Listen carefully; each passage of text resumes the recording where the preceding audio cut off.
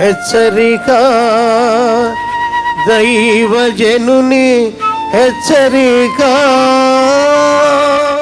దుష్కార్యములు చేయు ప్రతివాడు వెలుగును ద్వేషించును, తన క్రియలు దుష్క్రియలుగా కనపడకుండానట్లు వెలుగునద్దకు నా బతుకు బయటపడద్ది. ప్రభు దగ్గరకు వస్తే చాలామంది మన ఇళ్లలో ఉన్నవారు చెప్తుంటారండి, మా ఆయన రారండి మీటింగ్కి, ఎంత పిలిచినా ఒక్కసారి కూర్చొని వెళ్ళండి అంటే రారండి అని ఒక ఆమె అంటుంటే, అమ్మ తాగుతాడా ఆయన అని అడిగాను.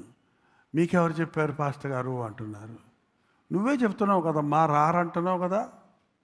ఆయన పాపాన్ని ప్రేమించేవాడైతే రాలేడు. ఏంటంటే తప్పైన సంబంధాలు కలిగిన వారు దేవుని మందిరానికి రాలేరు. మందిరంలోనికి వచ్చినా, ఎవరో బలవంతం మీద వచ్చినా చెవులు కళ్ళు నోరు మూసుకొని కూర్చొని పోతారంటే గుదిబండల్లాగా. తమ క్రియలు దుష్క్రియలుగా కనబడకుండానట్లు వెలుగునంతకు రారు. సత్యవర్తనుడైతే తన క్రియలు దేవుని మూలముగా చేయబడి ఉన్నవి అని ప్రత్యక్షపరచబడినట్లు వెలుగునొద్దకు వచ్చును. ఈ రోజున దేవుడు మనలందరినీ వెలిగించాలని ఆశపడుతున్నాడు. నీ మనస్సాక్షి చురుగ్గా లేదంటే నీ దీపం ఆరిపోయింది, నీ మనస్సాక్షి చచ్చిపోయిన స్థితిలో ఉంది. దేవుని విషయాలు కనపడటం లేదు, లోకమే పెద్ద కనపడుతుందంటే నీ మనోనేత్రాలు మూయబడ్డాయి, బాహ్య నేత్రాలు తెరవబడ్డాయి. పొద్దున లేచిన కాడి నుంచి ఏం తిందుమా, ఏం తాగుదుమా, ఏం కొనుక్కుందుమా, ఏం ధరించుకుందుమా, ఏం సంపాదించుకుందుమా, ఏది అనుభవిద్దామా, ఏది ఎక్కడ తిరుగుదామా, ఎంత పెద్ద స్థాయికి ఎదుగుదామా అనే ఈ లోక ఆలోచనలే ఉన్నవాడు క్రీస్తులో ఉన్న గొప్పతనాన్ని చూడలేకపోతున్నాడు. కొరింథీయులకు రాసిన 2వ పత్రిక 4వ వచనంలో అవిశ్వాసులైన వారి మనోనేత్రములకు ఈ యుగ సంబంధమైన దేవత గుడ్డితనమును కలుగజేసింది. 4:4 అండి. దేవుని స్వరూపి అయి ఉన్న క్రీస్తు మహిమ సువార్తను సువార్త ప్రకాశం వారికి ప్రకాశింపకుడు నిమిత్తము. ఏంటంట? దేవుని స్వరూపి అయ్యున్న క్రీస్తు మహిమను కనపరచు. సువార్త ఏం చూపిస్తుంది మనకి? దేవుని స్వరూపములో ఉన్న క్రీస్తు మహిమను చూపిస్తుంది. చెప్పండి నాతో పాటు. సువార్త దేవుని స్వరూపములో ఉన్న క్రీస్తు యొక్క మహిమను చూపిస్తుంది. ఏంటండి? ప్రజలందరికీ కలుగబోవు సువర్తమానము నేడు నేను మీకు తెలియజేయుచున్నాను. ఏంటది? దావీదు పట్టణమందు నేడు రక్షకుడు మీ కొరకు పుట్టి ఉన్నాడు. దానికి ఇదే ఆడవాళ్ళు పొత్తుగొడలతో చుట్టబడి ఉన్న ప్రభు ఒక శిశువును మీరు చూచెదరు, ఈయన ప్రభు అయిన యేసు, ప్రభు అయిన క్రీస్తు. ఏంటండి?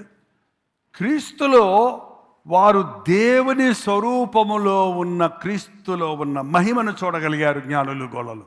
ప్రతి క్రిస్మస్ సందర్భంగా మన మనోనేత్రాలు తెరవబడాలి.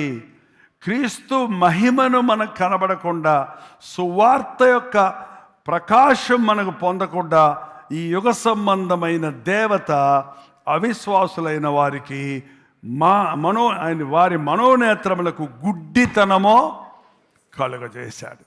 పరిశుద్ధాత్ముడు మన మధ్యలో ఉన్నప్పుడు మన మనోనేత్రాలు తెరవబడతాయి. సాతాను మన మనోనేత్రాలు మూసేస్తాడు, పరిశుద్ధాత్ముడు మన మనోనేత్రాలను తెరవజేస్తాడు. ఆయన వాక్య ప్రకటనతో, నీ వాక్యము వెల్లడి అగుట తోడనే వెలుగు కలుగును. దేవుని వాక్యం వినేవాడికి ఎందుకు చర్చికి వెళ్ళాలి, ఎందుకు రోజు పొద్దున్నే అనుదిన ధ్యానం వినాలి, ఎందుకు వాక్యం 3 సార్లు వినాలి, ఎందుకు దేవుని పరిశుద్ధ గ్రంథం చదవాలని అడిగేవారికి ఒకటే, మీరు ఎంతగా దేవుని వాక్యం చదువుతుంటారో అంతగా దేవుని మహిమను, దేవుని శక్తిని, దేవుని యొక్క దీవెనలను, దేవుని యొక్క స్వరూపాన్ని, ఆయన మహిమను మనం చూడగలుగుతాం. ఆయన గొప్పతనాన్ని చూడగలుగుతాం. యేసయ్య ప్రేమను ఒక్కసారి ఎవడైనా నిజంగా రుచి చూస్తే ఈ లోకంలో ఉన్న ప్రేమలన్నీ ఎండుగడ్డి తిన్నట్టు ఉంటాయి. ఎట్లుంటుంది ఎండుగడ్డి తింటే? చొప్పదంటులాగా ఉంటాయి అంటాం మేము. జొన్నకు వచ్చే చొప్పదంట, జొన్న దాని యొక్క ఏంటి వేస్ట్. ఈ లోకంలో ఏది నువ్వు ప్రేమించమండి. ఎందుకు ఆనాటి శిష్యులు సమస్తము త్యజించారు? ఎందుకు వాళ్ళు హతసాక్షులయ్యారు? ఎందుకు క్రీస్తు కొరకు వారి శరీరాలు కాల్చబడడానికి, వారి శరీర హింసలు పొందడానికి అనుమతించారు? కారణం, వాళ్ళు చూశారు పరలోకపు రాజ్యపు మహిమ ముందు, దేవుడిచ్చే బహుమానాల ముందు ఈ లోకపు ధనధాన్యాలన్నీ సున్నా. మనుషుల మెప్పులు కంటే ఎంతమంది నిన్ను మెచ్చుకున్నా ఈ లోకములో ఉన్నది ఏది నీకు నిరంతరమైనదిగా ఉండదు. నిన్ను విమోచించడానికి వచ్చిన ప్రభువును, రక్షకుడిని నీవు ఎరిగినప్పుడు నీవు ధన్యుడవో. ఈరోజు మీ మనోనేత్రాలు తెరవబడ్డాయా? వెలుగులో ఉన్నారా? చీకటిలో ఉన్నారా? నీ బతుకులు రహస్యాలు ఉన్నాయా? అబద్ధాలు ఉన్నాయా? మోసాలు ఉన్నాయా? వేషధారణ ఉందా? డబుల్ క్యారెక్టర్ ఉందా? ద్విమనస్సు ఉందా? ఆలోచించుకోండి. ఎప్పుడైతే ఇక్కడొకలాగా అక్కడొకలాగా ఉంటున్నావో నువ్వు చీకటి వాడివని అర్థం. ఎప్పుడైతే నీ మనసులో ఒకటి నోట్లో ఒకటి మాట్లాడుతున్నావో నువ్వు చీకటి వాడివని అర్థం.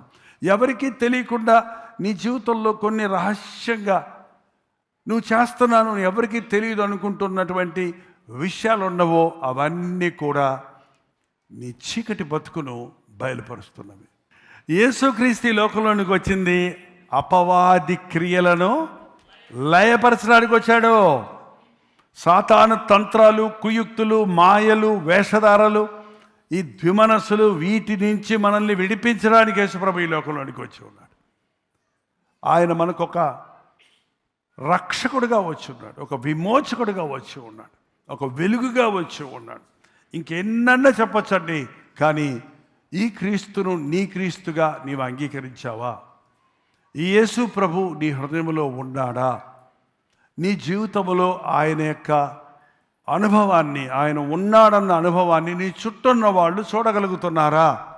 నీ దగ్గర క్రీస్తు వాసన వస్తుందా? కనీసం నీ దగ్గర క్రీస్తు యొక్క ఆ యొక్క రిఫ్లెక్షన్ ఉంటుంది చూడండి, ఆ నీడలాగా అదేనా కనపడుతుందా? కొంచెమన్నా నీవు దేవుని బిడ్డవన్నది నీ మాటలో, నీ ప్రవర్తనలో, నీ నడతలో, నీ జీవితంలో ఇతరులు చూడగలుగుతున్నారా?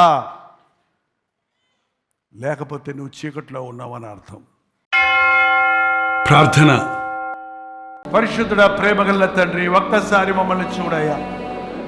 మా బ్రతుకులు గాఢాంధకారంగా మారకముందే, మా బ్రతుకులు అపవాదికి చేతుల్లోనికి పోకముందే మా చేతులు పట్టుకొని లేవనెత్తయ్యా. ఇప్పటికే మేము అప్పుల ఊపిలో చిక్కుకుపోయాం, జబ్బుల కొలిమిలో ఉండిపోయాం, సమస్యల వలయంలో ఉండిపోయాం, సమాధానం లేని పరిస్థితుల్లో ఉన్నాము. ఈ రోజున నాజరేయుడైన యేసుక్రీస్తు నామములో మనకు విడుదల.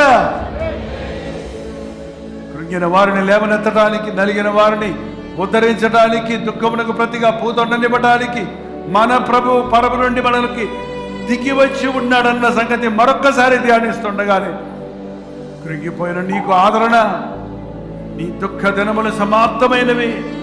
ఏడ్చి ఏడ్చి ఏడ్చి ఏడ్చి నీ బ్రతుకులో ఏమీ సాధించలేకపోయావు. ఒక్క క్షణములో యేసయ్య దీవిస్తే నీవు దీవించబడతావు. ఆయన ఆశీర్వదిస్తే అది ఎన్నటన్నిటికీ ఆశీర్వాదం. నాకు ఆశీర్వాదం కావాలయ్యా, నాకు వెలుగు కావాలయ్యా. నీ ముందు నిలబడుతున్నానయ్యా. నా తప్పులు తప్పులుగా కనబడ్డా, నా పాపాన్ని నేను ఒప్పుకుంటున్నానయ్యా. నా పాపాన్ని కప్పుకోనయ్యా, ఒప్పుకుంటున్నానయ్యా. లోపాలు ఉన్నాయ్యా, నాలో బలహీనతలు ఉన్నాయ్యా. ఈ రోజు నుంచి నాకు వీటి మీద విడుదల దయచేయ్యా అని ఎవరెవరు నీ సన్నిధిలో మొక్కుతున్నారో, మొరపెట్టుకుంటున్నారు, మరొక్కొక్కరికి విడుదల దయచేయనా. ప్రతి విధమైన సాతాను పాతకమును నజరేయుడైన యేసుక్రీస్తు నామములో విడుదల చేయించున్నాము తండ్రి. నీ పరిశుద్ధాత్మను మా మీద కొమ్మరించము నాయన. క్రీస్తు నామములో అడుగుచున్నాను తండ్రి, ఆమేన్.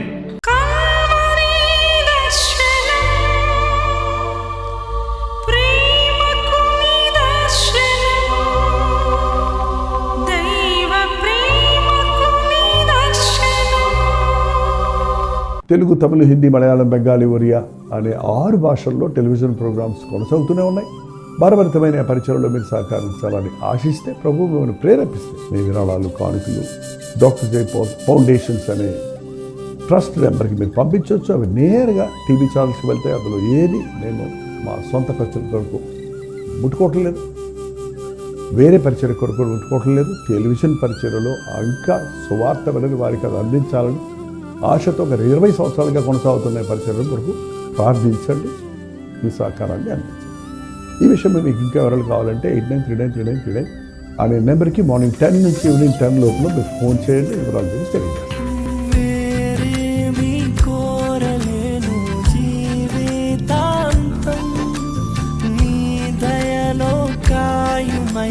బ్రతుకు దినం వేరేమి కోరలేను, జీవితాంతం నీ దయలో కాయుమయ్యా బ్రతుకు దినం. నీలాంటి దైవం ఎవరు విశ్వమున లేనే లేరు, నీలాంటి దైవం ఎవరు విశ్వమున లేనే లేరు. పరమ తండ్రి నీకే వందనా, నీదు బిడ్డగానే సాగేదా. యేసునాథ నీకే వందనా, జీవితాంతం నీకై బ్రతికేదా. పవిత్రాత్మ నీకే వందనా, నిత్యమునే నీతో నడిచేదా.